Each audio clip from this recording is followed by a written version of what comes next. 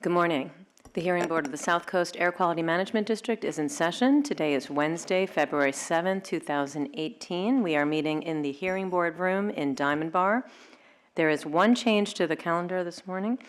Lundy Thagard Company, case number 2033-30. The emergency is off calendar due to parent compliance. That leaves one matter on for today, which is Storopak, Inc., case number 5569-4 for a short variance. And who is here today representing Storopak? David Fries. David spelled D-A-V-I-D, Fries, F-R-I-E-S. And Mr. Fries, what is your position and who are you with? Environmental manager, and I work for Storopak. Thank you. And who is representing the executive officer today? Nancy S. Feldman for the executive officer. Great. And before we begin, anyone who might be testifying today, including you, Mr. Fries, if you plan to testify, please stand to be sworn in. Please raise your right hand. Do you promise to tell the truth, the whole truth, and nothing but the truth, so help you God? Yes. Thank you. It seems we have received proposed variance conditions. Is this from Storopak or is this from? This is from the district. The district. Okay, then we're going to mark that as Exhibit A for the district. And with that, Mr. Fries, if you have a short opening statement of your position, we'll take that now. Hello and good morning. Thank you for your time today. I work for Storopak, and Storopak is a manufacturer of protective packaging material. In our Downey manufacturing plant, we expand polystyrene loose fill. And I brought an example of it here today. If you're not familiar, the packaging peanuts. I'll give you a quick overview of the EPS loose fill manufacturing process. We purchase raw material that is pre-shaped and ready to be expanded. The material is ran through an expander where it is introduced. Do we know what that is? It's coming through the speakers, and if no one has their phone on, and I don't know if it's coming from outside the room. Let's go off the record for just a moment. I'm sorry, Mr. Fries.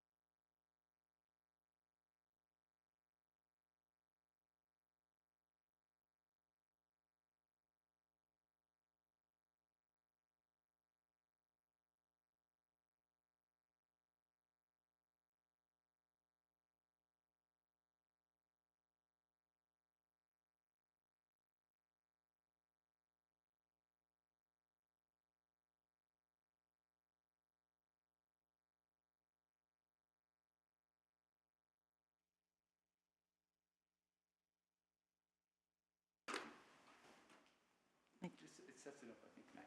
Whatever, it's your case, whatever you like. Storopak, take two. Sorry, Mr. Fries, to interrupt you. First, can you just make sure your microphone is on and that you're speaking directly into it? David, 1, 2, 3. Okay. Okay, please proceed. All right. So back to our manufacturing process. We purchase raw material that is pre-shaped and ready to be expanded. The material is ran through an expander where steam is introduced to the material. The steam releases the blowing agent, pentane gas, causing the material to expand. After the material is expanded, it goes into a hopper to cure. This process is repeated 3 more times for a total of 4 expansion processes. The pentane gas is a VOC, and as a result, we manufacture and cure our material in permanent total enclosures, or PT rooms, and the emissions are vented to a regenerative thermal oxidizer, also known as an RTO. The steam used in our manufacturing process introduces a lot of moisture into the PT rooms. Because of the PT requirement in our operating permit, all the moisture cannot escape, and some is contained inside the PT rooms. This excess moisture, over time, has caused the thinner pieces of metal to rust and wood to rot in the roof. To ensure the longevity of our building, we are going to replace and reinforce sections of the roof structure. I was before the hearing board in 2016, variance case number 5569-3, requesting a variance to perform 3 specific site inspections of the roof structural beams. The variance was granted. Based on these findings, we performed additional underside evaluations. We spent 2017 working with structural engineers, contractors, and roofers, identifying the repairs needed and developed a plan to implement these repairs. We are here today to request a variance. The variance is to allow STOROPAC to store 4th pass material that has been cured for 24 hours, which meets the permit requirements to be transferred outside the PT rooms, inside the PT rooms, while we perform the roof work. Thank you. Thank you. Ms. Feldman. Yes, thank you, and good morning, members of the board. The district is not opposed to the granting of a short variance here today. This is an extremely proactive petitioner. Came in for a variance about 1.5 years ago to do the inspection work and is now back so that they can effect necessary repairs to the roof. Clearly, while the roof is open, the building will not be able to sustain negative pressure, and that will put the facility in violation of its permit conditions. There are no excess emissions associated with this variance because the petitioner will not manufacture during the variance period. The conditions that you have before you, identified now as Exhibit A, are designed to ensure proper handling of the material during the variance period, again, to ensure that there are no excess emissions during the variance. I'd like the board to note the variance period that is being requested. This variance is not to commence until June 2nd of this year. That's how far ahead this petitioner is looking to plan and make sure that all the necessary clearances are in place before the work is undertaken. It is a short variance requested only through mid-August. For these reasons, the district sees absolutely no reason to oppose the variance, and we're confident that the petitioner can make the 6 findings. Thank you, Ms. Feldman. Mr. Freeze, before we begin, do you recall the 6 findings that this board needs to make? Yes. Okay, so are you prepared to present on those 6 findings? Yes, I am. Okay, please. Any other, why don't we take it as we'll take your opening as testimony and then anything additional that you want to add before introducing another witness, and then we can have questions. Okay. Did you have anything further? No, I'll proceed with the findings. Okay, yes, please. Finding number 1.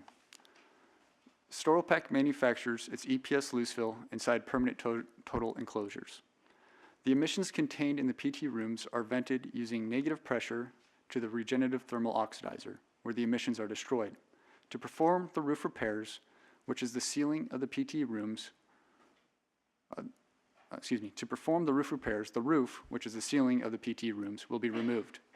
Because we have material stored in the PT rooms, when the roof is open, we will be in violation of District Rule 203B, operating contrary to our permit, Rule 3002C1, not in compliance with the conditions of our Title V permit.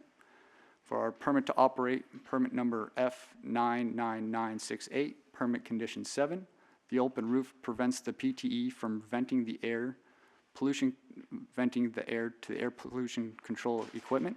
Permit condition 8 and 10, the open roof prevents the PTE from achieving negative pressure. For permit number F99970, permit condition 3, the open roof prevents the thermal oxidizer from achieving a control efficiency of 100%. Permit condition 4, The thermal oxidizer will not be operating while the roof is open. Finding number 2. If the variance is not granted and the roof repairs are not performed, we will have to close our business. Storopac is a tenant in its Downey manufacturing facility. Per our lease agreement, Storopac agreed to perform the roof repairs before August 31st, 2018. There is also a safety concern for the building in its current condition. A structural engineer has determined the building is not seismically stable. Tilt-up wall braces have been installed in 2 of the PTE rooms to prevent the building from collapsing. The roof work is necessary to protect the safety of our employees. Storopac's PTE room and RTO were designed by Ship and Shore Environmental. Ship and Shore is a local female and minority-owned company. Steam vapor control is integrated into our current manufacturing process. Ducting is placed at the expander's exit chutes to collect steam as it leaves the expanders. The steam is transported via duct to a condenser. The condenser turns the steam into water, where the water is reintroduced to the boiler through a water makeup tank, lowering the amount of water needed in our manufacturing process. This process works, but is not able to collect all the moisture, especially in the PTE rooms used for curing the material. Finding number 3. The Downey plant will not create any excess emissions during the variance period. Downey will not manufacture during the variance, and there will be no in-process material on site. All material in the PTE rooms will be fourth-pass material that has cured for 24 hours and meets the permit requirements to be transferred out of the PTE rooms.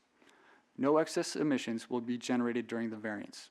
Because of this, closing our business would not correspond to reducing air contaminants.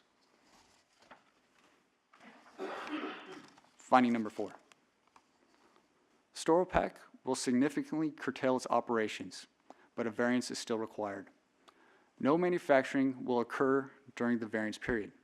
The variance is to allow material that has been expanded 4 passes and aged for 24 hours, which meets the permit requirements to be transferred outside the PTE rooms, to be stored in the PTE rooms while the roof is open and the roof work is being performed. This stored material is necessary for us to service our customers. Storopac Downey services customers in Southern California, from Castaic in the north to San Diego in the south, and everywhere in between. Storage is necessary because of the time requirements for this project. We are requesting a variance period of 10 weeks. The start date being June 2nd and compliance achieved on August 10th. I'll give you a brief overview of the 10-week time frame. On June 2nd, we will fall out of compliance when we disconnect the ducting that transfers air from the PTE rooms to the RTO. At this time, no in-process material will be in the PTE rooms, and all material will be fourth-pass material that has been cured for 24 hours. The ducting must be removed to provide free and clear access to the roof. This will take approximately 2 days. The second step is to perform the structural repair work. This includes replacing and reinforcing beams, removing the old roof membrane, and installing new plywood. This will take approximately 6 weeks. Then we forecast a week for any structural inspections needed to the City of Downey, deputy inspectors, and the structural engineer. Next, the roofer will install the new roof membrane. This will take approximately 2 weeks. The final step is for Storopac to reinstall the ducting and blowers that transport emissions from the PTE rooms to the RTO. We forecast 5 days. At this time, compliance will be achieved and we can start production. Finding number 5. No excess emissions will be generated by the Downey plant during the variance period.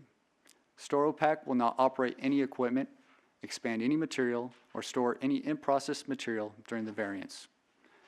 In order to supply our customers, we have developed the following plan. We will store fourth-pass material that has been aged for 24 hours in PTE4, which is the reason for the variance here today. We will also store material, again, that's fourth-pass material, aged for 24 hours, in semi-truck trailers. We will rent trailers from a vendor. We'll fill the trailers full of our loose fill material, and we'll store them off-site at the vendor's lot. We will also pre-ship our customers the material they require. Any additional material that's required will be shipped in from Storopac San Jose and STROPAC Phoenix. During the variance, we are going to capitalize on the downtime. Our RTO is manufactured by Ship and Shore. We're going to have Ship and Shore perform preventive maintenance during the roof work time period. We are taking proactive steps to ensure compliance. We will also use this time to start to implement our new moisture control system. We plan to install 4 dehumidifiers inside the PTE rooms. The dehumidifiers will allow us to control humidity levels in the rooms, and having multiple units will allow us to circulate air inside the PTE rooms and prevent pockets of moisture from accumulating. Finding number 6. STROPAC's production records will document all the material in the PTE rooms is fourth pass material and then that has been aged for 24 hours and show we're in compliance with our permit and with the proposed conditions from the district. Thank you. Thank you, Mr. Freeze. That was very thorough. Ms. Feldman, do you have questions for Mr. Freeze? No, I have no questions for the witness. I have one question, if you could take us through this. The only thing that was concerning to me was the idea of finding 2 with beyond reasonable control. Now, I know you were here, was it last year or the year before, with regard to the inspection, so we're familiar with the roof issues. But there is a notice of violation that was submitted along with the petition, and I noticed it was dated September of 2017, but the violation date was January, and I don't know what you know about it. I can also ask the district, but to your knowledge, was this, I know it was for failure to maintain negative pressure, was this from January through September? Can you explain a little bit about what this notice of violation represents? So I guess the date of violation for January 3rd represents the first date of violation cited by Inspector Pua. But it wasn't continuous noncompliance for that period. There are select periods in the month of January where we had noncompliance, and this the notice of violation is a result of that period in January of noncompliance. And that noncompliance was remedied? Yes, we implemented a proactive actions to limit any future violation. And again, this is why we're going to capitalize on the downtime and have Ship and Shore perform preventive maintenance so that we can ensure that no future violations will occur. And to your knowledge, no violations occurred after January of 2017? If you don't know, that's fine. I don't recall. Okay. And just one question related to that. So if there was already the issues with negative pressure, can you tell the board why wait until now to fix the roof? What was the timing with that, and what were the factors that led to now? I would separate the roof issues and the maintenance we're going to be perform on the roof and roof repair is not related to the negative vacuum drops that are cited in the notice of violation. Oh. 2 separate issues. Okay. So that was an isolated issue having nothing to do with the roof? Correct. Okay, and it's been remedied? Correct. Okay. And then the only other question I had was, you gave us a very thorough, which we appreciate, timeline with what you need the amount of time for the variance for. Have you built into that timeline and any delays? Are you sure that you can make that timeline? Yes, we have worked with the contractors to develop the timeline. We built in a little slack, so we're confident we can accomplish the project within this 10-week time period. Great. Okay, thank you. Mr. Camarino, did you have a question? Thank you.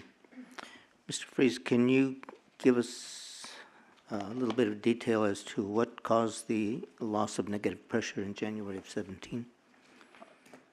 We have identified sort of multiple issues. At the most basic, we had issues when people, the night shift got off work, they leave the door open to the PTE rooms. Most of the issues we experienced were in the evening off hours, around midnight to 1 in the morning, and a lot of it was people neglecting. Since this, we identified the individuals responsible and implemented training measures to prevent in the future. We've also had instances where we use blowers to transport the emissions between the PTE rooms and to the RTO. And we have had occasions where the belts have broken. So we've implemented a preventive maintenance program, so they're checked on a regular basis.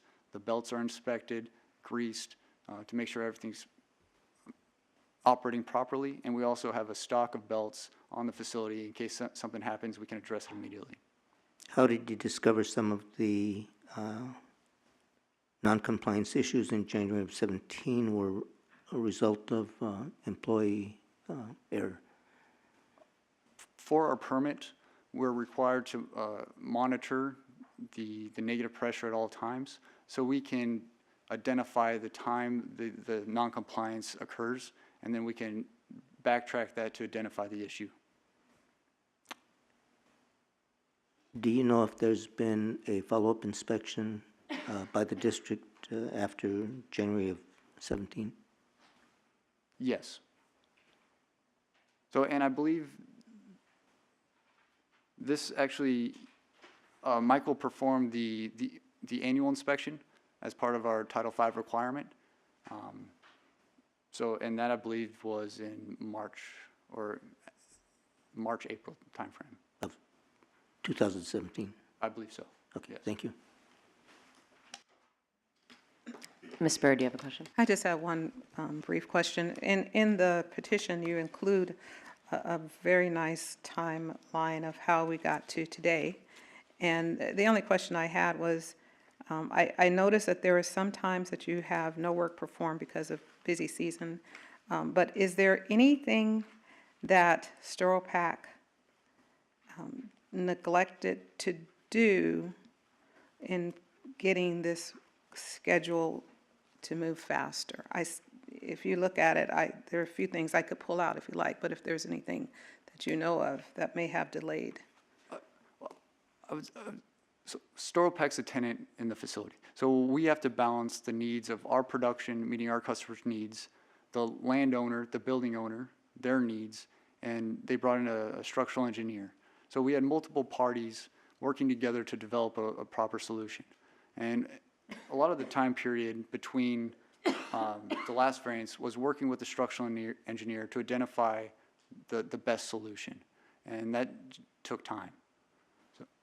So we're, I'm sorry, I thought you were. and just all the plans ultimately have to be approved by the building owner because it is their structure. So and that's a reason for some of the increased timetables. And any information that was needed from you regarding your operation that needed to be included in this plan for repairs, you provided in a timely manner? Yes. I have one more question. I think I have one more question. Oh, how long has SterilPac been at this location? The building was constructed in 1985, 86. We are the first and only tenant in the facility. Oh, okay, since 1986. Yes. And it took this long for it to rot? Let's say No, I'm just trying to follow. or the RTO and permanent total enclosures, I believe, were installed in 16 years ago. Oh, okay. So I don't believe this is currently the original roof, but it's the Okay. first roof repair since the PT rooms RTO system has been installed. Okay. Thank you. Just to be clear, SterilPac currently is in compliance with regard to any violations having to do with the roof or any permit requirements having to do with the roof. Is that correct? That is correct. Okay, so it's really preventative maintenance with regard to making sure that it doesn't further rot and you go out of compliance. Is that- Correct. Okay. Other question? Oh, one I follow-up. just have from Ms. one Byrd. follow-up, I'm sorry. And the RTO PTE, you said first roof since they were installed, and when was that again? I believe 16 years ago. 16 years ago. Okay, I can do that in my head, thank you. All right. Thank you. Dr. Leonard, did you have a question? The roof is removed but you're storing in containers the finished product which you've brought in from other places to keep the business going. The question I have is, what are those containers, are those containers heat-proof, sun-proof, waterproof?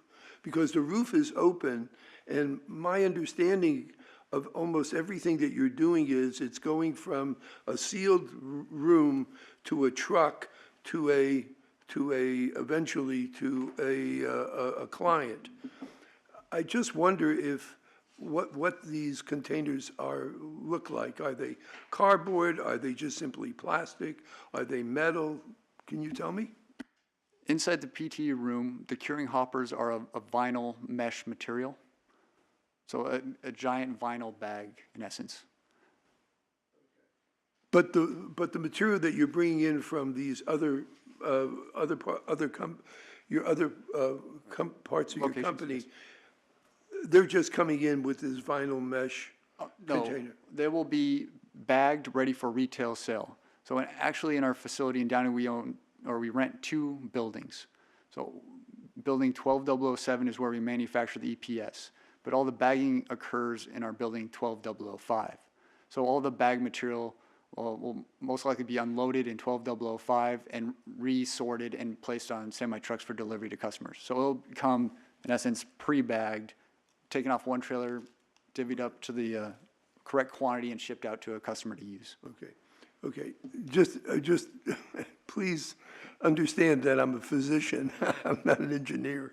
And I have no great understanding of, what I'm concerned is that those bags are going to be sitting there under the sun and heat, and now I think it's for 10 weeks in a very hot time of the year, and maybe, hopefully we'll have some rain. Are these bags going to be impervious to the effects of sunlight and, if possible, rain, without damaging the product and then causing more other kinds of problems that we don't know about? No, the finished product we receive from our sister plants will not be damaged in any way during this process. So, and we have no concern over damage from sun or the elements. Thank you. Mr. Camarena. I have just one more question. Mr. Freeze, among the reasons for repairing the roof is for seismic safety, is that correct? Correct. Thank you. Any other questions for Mr. Freeze? Senator. It's not because it was deteriorating up there? Yes, the roof has been found to be deteriorating. So, which is probably the main reason. I mean, in item number 14 in petition, you talked about the landlord. Explain why it is beyond your reasonable control to comply with the rules. And you say your landlord evaluated the structure. Storepack landlord Inc. Properties as its roofing contractor. You wrote this, right? Correct. Okay, well, that's what I'm getting to. To evaluate the roof. Mm-hmm. Why did the landlord do that? The landlord implements in all their facilities in the complex basically a proactive measure that they inspect the roofs annually. So, and we identified that we were having actually issues with our roof, and we contacted the landlord and got the landlord's vendors and contractors involved to come out and start evaluating the roof. Annually? So the year before you didn't notice any problem? Correct. The year before that you didn't notice any problem? Correct. So between the previous inspection, when you identified a problem, this major problem occurred? We were led to realize the severity of the issue that had occurred. Did you perform this kind of service at any other location prior to being at this location? Actually, this situation is unique to this plant. We operate multiple loose-filled plants across the United States, and this is the only plant that has this issue that occurred. Why do you think so? I believe part of it is air circulation inside the PT rooms.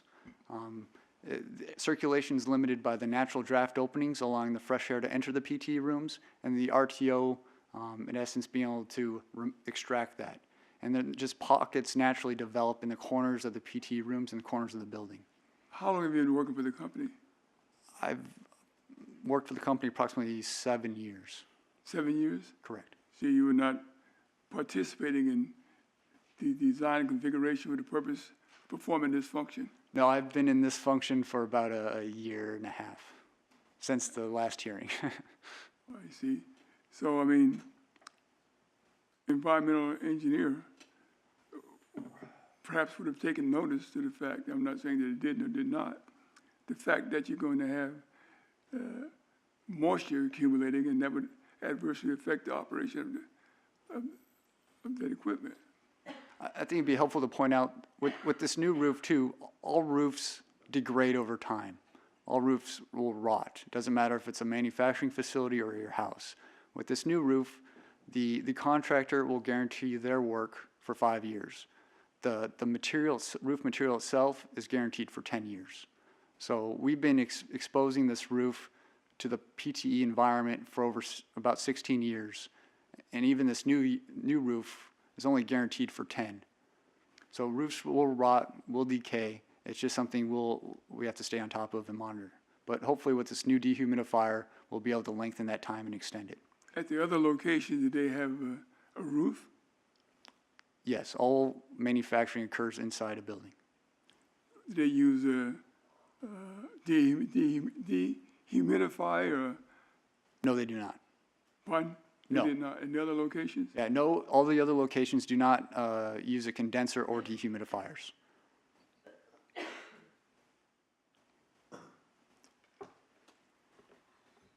Okay, thank you. Thank you. Any other questions for Mr. Freeze? Ms. Byrd? Mr. Freeze, have you already looked at the conditions? Yes, I have. Okay. And maybe every now and then, I don't read something or understand it the way it's written. In number 3 of the conditions, can you explain to me what that means? It says it shall store containers, if there are any, of the materials inside the building only when the roof is open. Would that be if the roof is open, or am I just not reading that? I believe that's referring to our raw material, that all the raw material isn't stored Okay. outside during the construction period. Okay. Yeah, ideally, we don't want any raw material in the building. We'll ship it out to our other facilities so they could utilize it. Okay.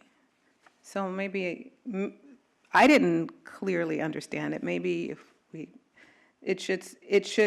the understanding then is the operator shall store containers of raw material or of raw material polystyrene beads inside only when the roof is, okay, I got you. And I may ask to put that in there just so I remember what that's supposed to be. Thanks. And just for clarity, and I hope this is not a stupid question, but the operator is Storapac, is that correct? Correct. Okay, so if we changed number 3 to be consistent and we called it petitioner rather than the operator, that would be one and the same. Yes. Okay, thank you. Any other questions? Yes, One final Senator. question. Boy, do you understand the function of a desiccant? No, please explain. It keeps an area dry, absorbs the moisture. That's what they call a desiccant. And the reason why I raised the question is that in the other facilities, it's possible, if you know, that something similar to a desiccant was installed as a preventative measure to prevent moisture accumulating. There is no of those measures in place in the other facilities. We did evaluate that option for the Downey facility, but we determined a standard dehumidifier would be more efficient and practical to the environment inside the PTE rooms. You evaluated the use of a desiccant? Correct. Okay, thank you. Any other questions? Dr. Lerner?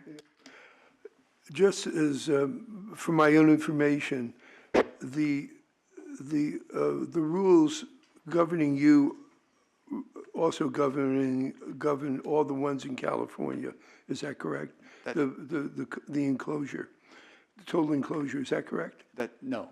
Oh, Only, our other facility is located in San Jose, and that's regulated by the Bay Area AQMD. We're the only facility within the South Coast jurisdiction. okay. Well, let me rephrase the question then. Do they have PTEs also? No, they do not. Okay. And how about any other, is it unique to this particular factory? I'd say what's unique is the level of emissions to get into, to qualify for Title V is lower here in the South Coast than it is in the rest of the United States. So none of the other plants qualify for Title V. That's what I had the feeling that was an answer I was going to get. So, okay. So the issue of moisture accumulation and roof problems are offset by the fact that they don't have to be so tight with the controls that are set up by SCAQMD. Is that correct? That is correct. Okay, thank you very much for helping me. Senator. One moment. One final question. You added the timeline, and 90 days is for short variance. So adding 3 weeks here, 5 weeks there, is only 9 weeks in 90 days. I was just think that might be the case. I believe our project will last 70 days, so it falls within the 90-day time 70 frame days? for the short variance. Any other questions? Thank you, Mr. Freeze. Do you have any other witnesses that you wish to present? Oh, I think we're good.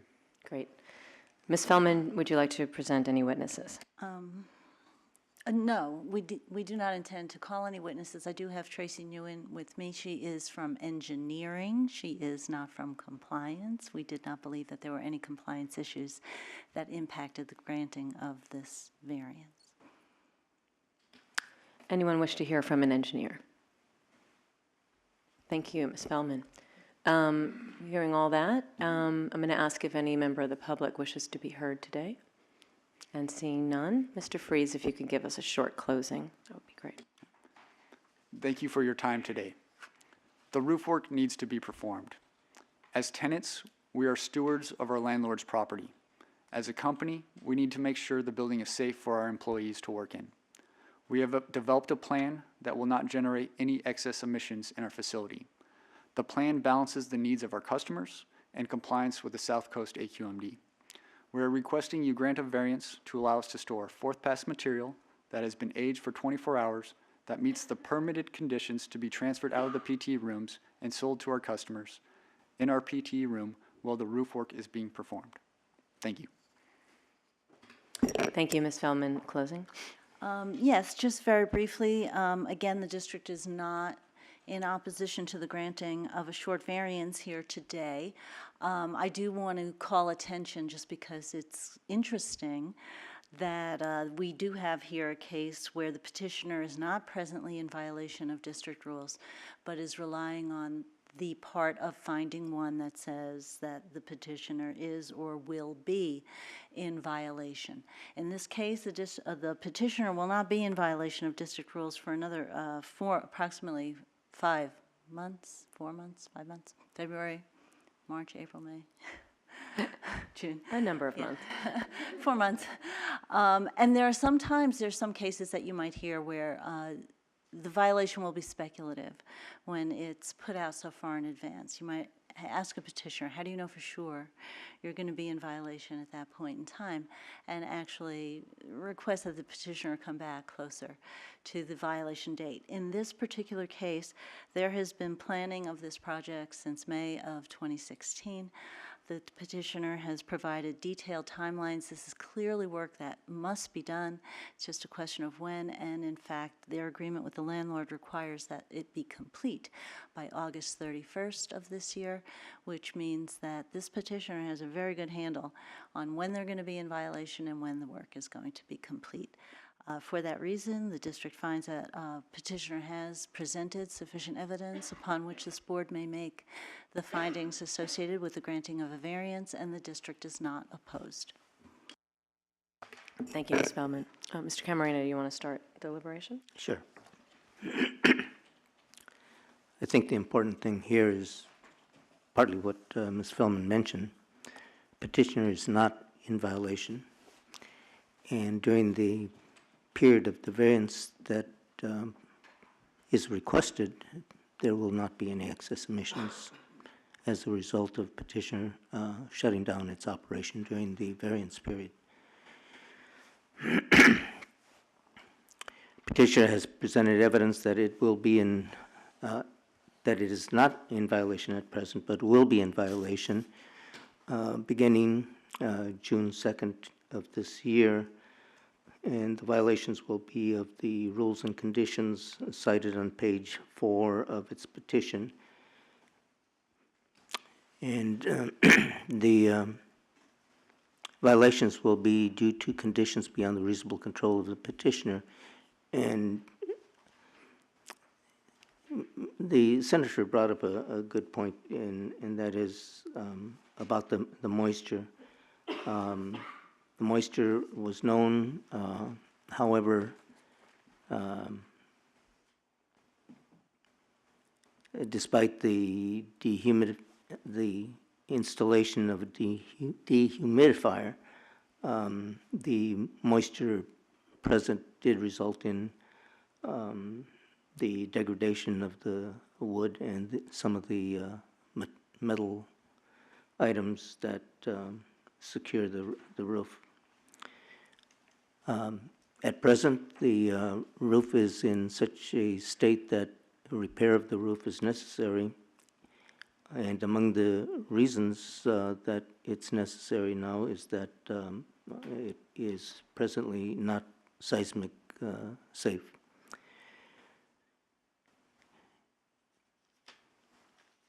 The closing would be without a corresponding benefit in reducing air contaminants, in that there will be no emissions whatsoever, let alone excess emissions during the period of the variance. The applicant has given consideration to curtailing the operations of the source. This will not cure the violations other than totally shutting down operations. During the period that the variance is in effect, the applicant, well, that actually doesn't apply since there will be no excess emissions or any emissions at all. And during the period that the variance is in effect, the applicant will monitor or otherwise quantify the levels. Petitioner has indicated that it has a, well, I'm going to need some help on that one. On number 6? I believe that Mr. Freeze mentioned that they'll still be in compliance with their permit conditions and the conditions as proposed by the district. I'm trying to see if there's any in there about.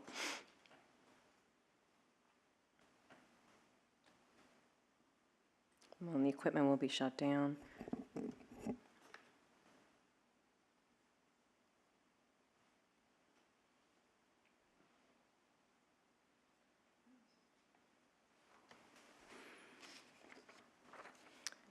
Oh, sorry, Ms. Bird. So I'll jump in and come back if you like. Petitioner did state that to comply with number 6, that they would have production records, and those production records would show when they were or were not producing product, and that would be effective to meet that condition.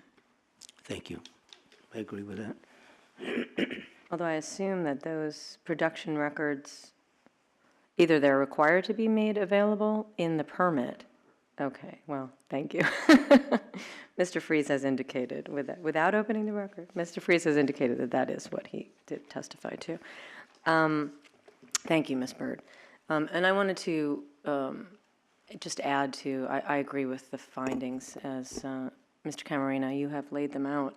The only thing I wanted to add was I'm not concerned about, having heard all the testimony and evidence, I'm not concerned at all about the timing, either why it might have taken a long time to actually get to the actual repairs, and that's because has been stated both by the district and by petitioner. Petitioner is not in violation, and so the roof is not leading to any violations. And this is preventative to ensure that no violations occur, and also it's required by their lease.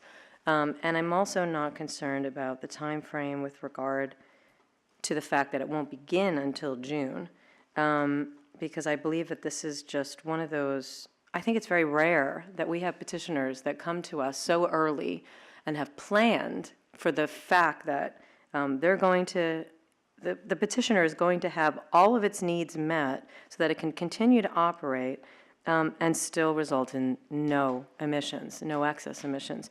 A lot of times we have petitioners who come to us and say, we can't store enough, or we can't, we're going to take big losses if we don't operate and we have excess emissions.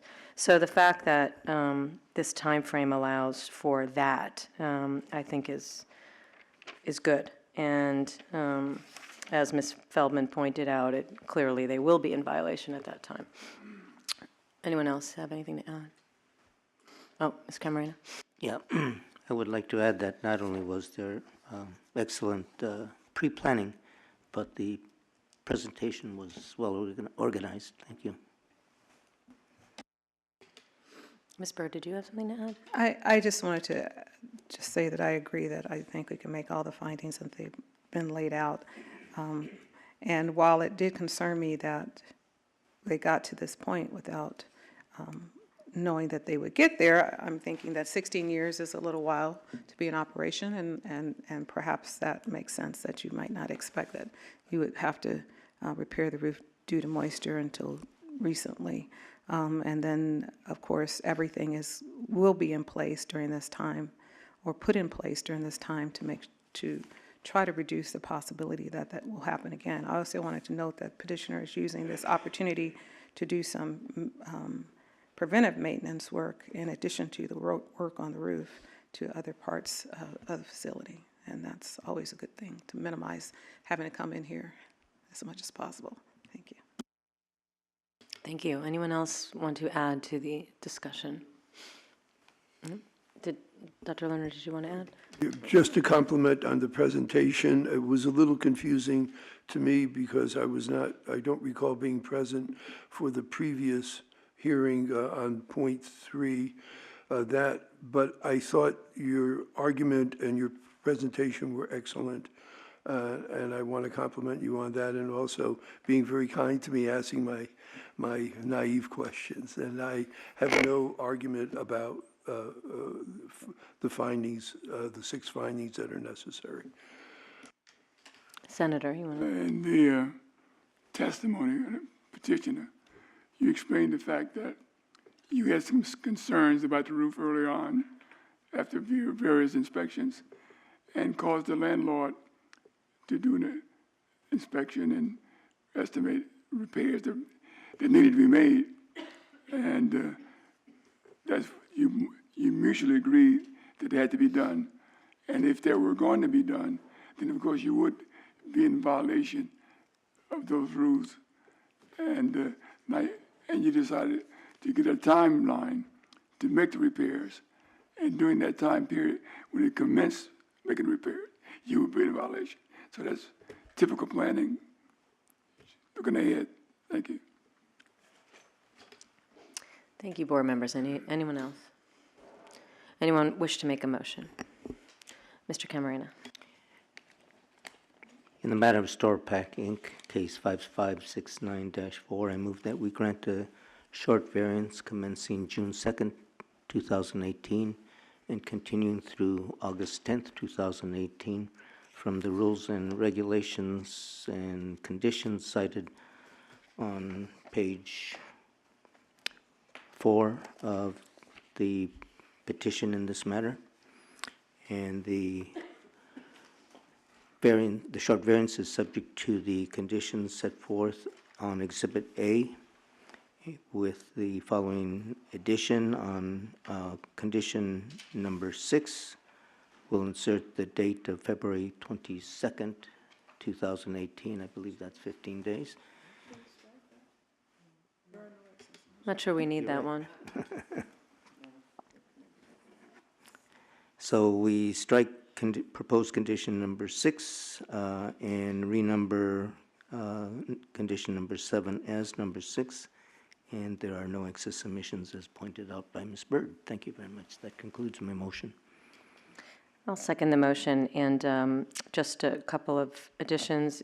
I assume that is for the facility address at 12007 South Woodruff Avenue in Downey, and for the equipment that is listed in number 6 of the petition on page 3.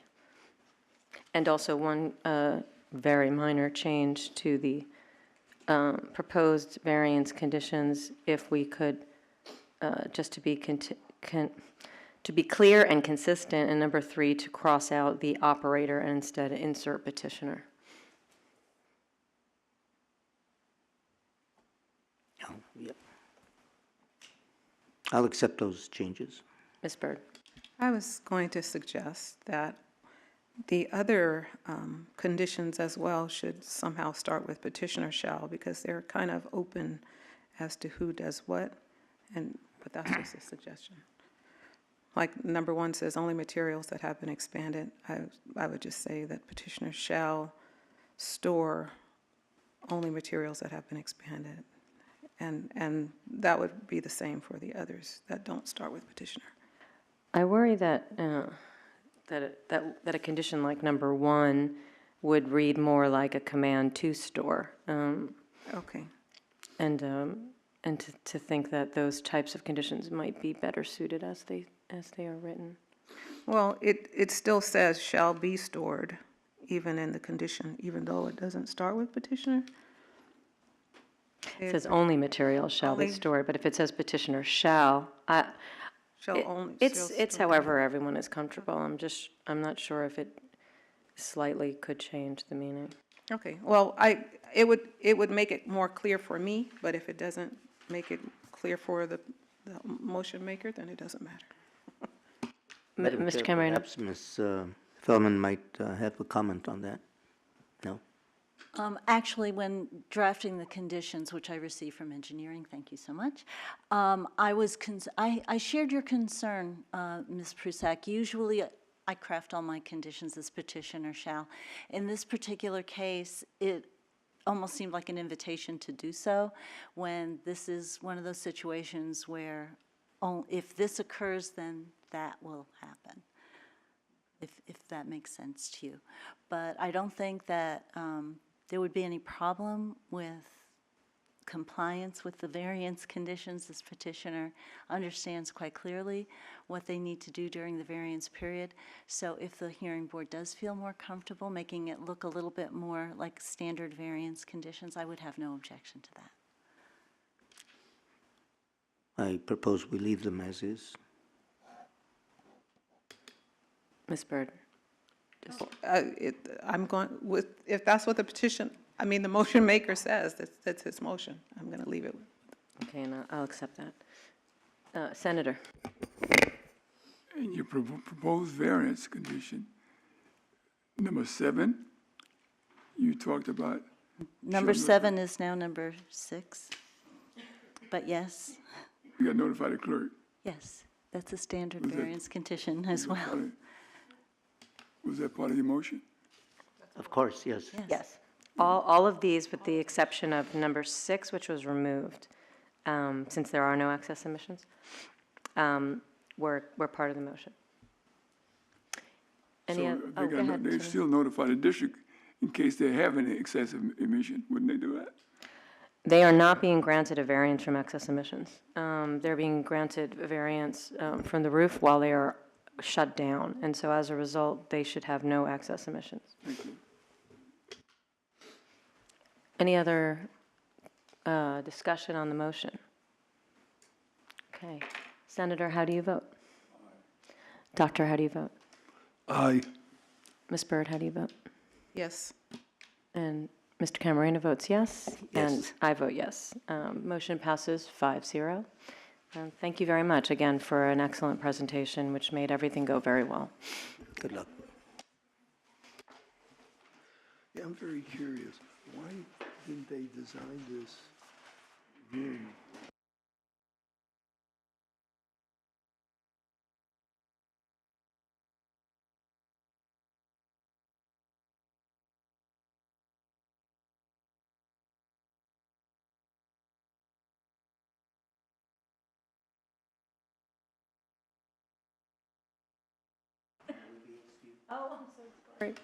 Any other, any other business, board members? No. We are adjourned, sorry.